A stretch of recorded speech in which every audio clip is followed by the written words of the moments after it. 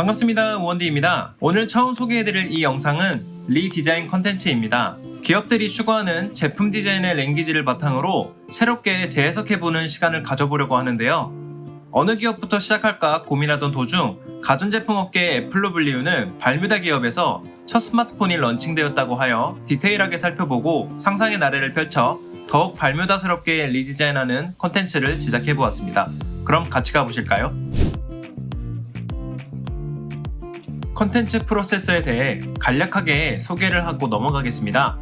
첫 번째는 먼저 제품이 발매가 되면 그것을 보고 분석을 하기 시작합니다. 두 번째는 사용성에서 불편한 점이나 마음에 들지 않는 디자인 아웃풋을 공식 2D 렌더링을 베이스로 1차로 리디자인을 하게 됩니다. 세 번째는 공식 2D 렌더링에서 변경한 1차 리디자인에서 나온 아이디어들을 바탕으로 3D로 모델링과 렌더링까지 진행을 합니다. 이렇게 3단계를 통해 완전히 다른 방식으로 리디자인을 하게 됩니다. 발뮤다가 스마트폰에 도전하게 된 계기에 대해서 간략하게 설명을 하고 넘어가겠습니다.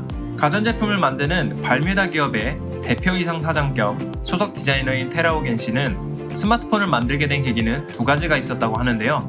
첫 번째는 현재 스마트폰의 디자인은 너무 정형화된 느낌을 가지고 있습니다. 사람만이 가지고 있는 선택의 자유를 누리게 하기 위해서는 다양한 옵션이 필요하다고 생각했습니다. 두 번째는 지금 스마트폰은 너무 크고 주머니에는 들어가지 않게 되었습니다. 물론 화면이 커진 것은 어쩌면 편리한 부분이라고 느낄 수 있지만 사용하는 모습이 멋지다고 생각하지 않았습니다. 이 두 가지의 본질적인 문제를 해결하기 위해서 스마트폰 시장에 도전을 했다고 합니다.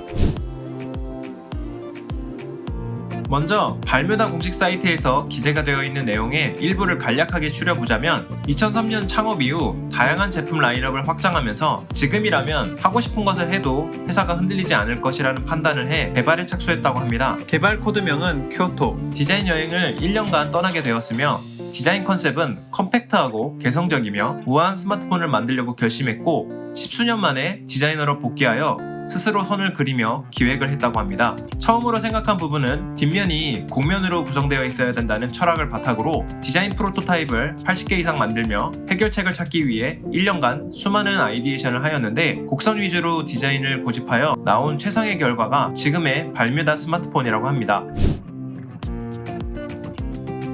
새로 오픈한 발뮤다 스토어에 방문하여 실제로 제품을 만져보고 있는데요. 오픈한 지 얼마 되지 않아서 그런지 굉장히 깨끗하고 고급스러움이 풍기는 그런 컨셉으로 잘 해놨네요. 1층에는 가전제품과 더불어 입구에는 발뮤다의 첫 스마트폰을 체험할 수 있도록 전시해놨는데 생각보다 사람이 많아 무척 놀랐습니다. 후면에는 곡선을 사용해서 그립감은 괜찮아 보였으며 예전 아이폰 3GS의 그립감과 비슷하다는 생각이 들며 과거의 향수를 느낄 수 있었습니다.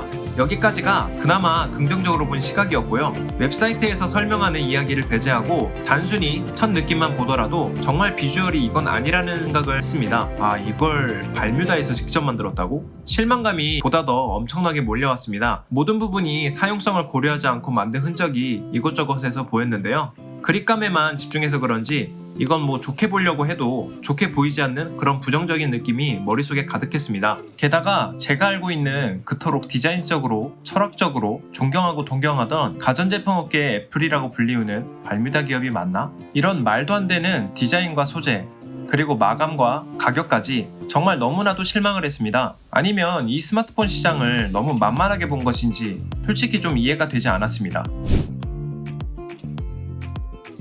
우리가 일반적으로 사용하는 스마트폰의 사용성을 고려해서 제품을 분석해 보도록 하겠습니다. 먼저 전면인데요. 이렇게 베젤을 그대로 두는 방식을 고수했다면 굳이 펀치홀 카메라를 적용하지 않고 베젤에 배치하면 될 것 같은데 왜 이렇게 했는지 이해가 되지 않았습니다. 게다가 사이드 프레임의 경우는 곡선이 전면부터 시작돼서 그립감이 좋을지는 모르지만 너무 과하다는 생각이 드는데요. 단적인 예를 들자면 사이드에서 시작되는 곡면이 후면까지 이어져 있는데 볼륨 버튼을 사이드에 배치해야 하다 보니 버튼 누를 때 미끄러지면서 좋지 못한 느낌을 가져왔습니다. 이런 스타일로 만들어진 제품을 비교해보자면 바로 이해하실 수 있을 텐데요. 아이폰 3GS와 비교를 해보면 같은 곡선을 사용했지만 극단적으로 곡선이 시작되는 것이 아니라 버튼이 잘 눌릴 수 있도록 미끄러지지 않도록 고려해서 곡선을 구성하였기 때문에 버튼이 비슷한 위치에 있더라도 전혀 다른 사용감을 보여줍니다. 후면의 경우는 충전 및 알림 상태를 확인하는 LED 인디케이터가 카메라 옆에 위치하는데 제품 자체가 비누처럼 둥그란 곡선으로 되어 있다 보니 뒤집어두는 사용성을 고려한 배치라고 보여집니다. 카메라 옆 지문 인식 겸 전원 버튼은 에어리어 방식이긴 하였으나 파지한 상태에서 버튼을 누르려고 하면 곡면으로 이루어져 있어 미끄러우며 지문 인식의 위치 또한 불편한 느낌을 가져왔습니다. 소재에서도 많은 고민을 하지 않고 원가 절감을 한 모습이 보여서 정말 안타깝게 느껴졌습니다.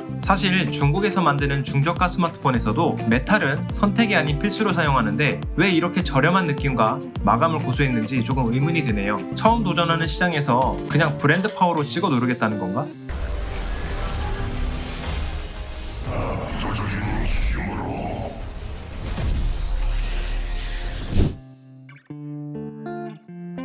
이렇게 실제 핸즈온을 하면서 느낀 것을 토대로 개선을 해보려고 하는데요. 공식 2D 렌더링을 가지고 1차로 변경을 해볼까 합니다. 전면부와 후면부를 중점적으로 바꿔볼 생각인데요. 마치 이런 느낌입니다. 전면부의 베젤을 그대로 고수한다면 펀치홀은 없어도 되겠죠? 살짝 베젤의 사이즈를 줄이면서 카메라를 넣어보도록 하고요. 그리고 스피커홀 또한 마음에 들지 않으니 조금 더 세련되게 바꾸고, 후면의 경우는 애초에 처음 도전하는 시장인 만큼 훨씬 더 디테일하고 심미적으로 접근을 했어야 했는데 발뮤다스러운 느낌이 전혀 없고 너무 대충 만든 느낌이 강해 배열을 심플하게 변경하는 걸로 하겠습니다. 이렇게 변경을 해보았는데요. 여러분들이 보시기에 어떠신가요? 다음 컨텐츠에서 제가 변경한 1차 디자인을 베이스로 3D 모델링과 렌더링을 통해 조금 더 디테일하게 작업을 해보려고 합니다. 후면의 곡선부터 사이드 프레임 전체적으로 기존 발뮤다에서 판매하는 제품들의 아웃풋과 디자인 랭귀지를 바탕으로 지금과는 전혀 다른 리디자인을 할 예정이니 많은 기대를 부탁드리며 구독, 좋아요와 알림 설정을 해주시고 의견을 댓글로 남겨주시면 보다 더 나은 채널로 거듭하기 위해 노력하겠습니다.